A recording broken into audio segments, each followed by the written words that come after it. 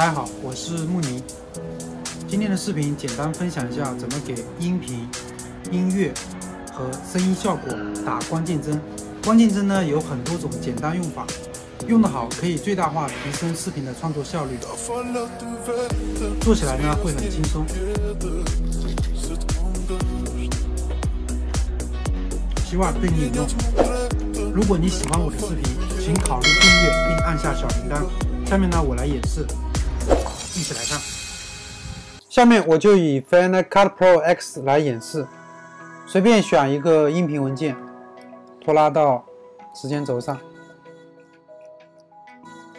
第一种，我们可以将鼠标悬停在我们的音频文件上，按住 Option 键，然后点击音频上你想要添加的位置来创建关键帧，像这样。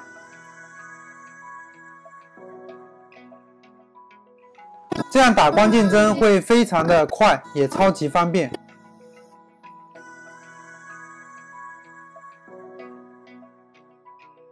第二种，我们还可以使用范围选择工具。需要做的就是按快捷键按，打开范围选择，选择我们的范围，然后在音频线上向上或向下拖动，比如这样。或者这样拖动一下，就可以自动创建4个关键帧了。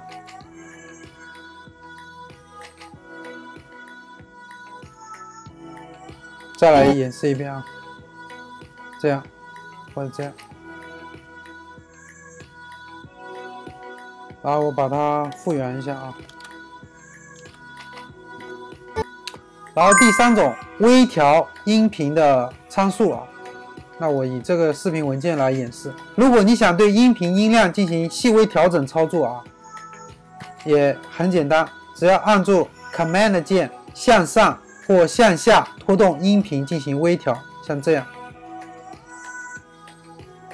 它可以帮助你更好的控制音频音量到你想要的地方，非常的简单。在我们编辑音频文件时呢，需要注意的地方是分贝率。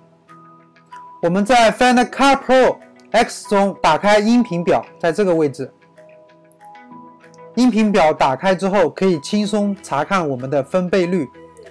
我先把音乐关掉啊。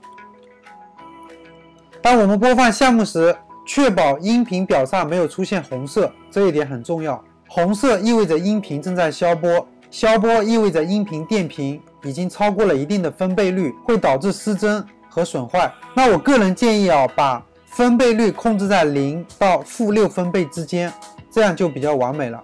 学会了吗？ Final Cut Pro 不求人系列已经分享了20节内容，如果你想从零开始学更多实用的 Final Cut Pro 剪辑技巧和变现方式，欢迎到我的知识星球里做深度学习和交流。 OK， 今天的内容就先说到这里。如果你觉得我的视频对你有帮助，记得顺手订阅我的频道，这样你就能第一时间收到我的推送啦。感谢观看，我们下期再见，拜拜。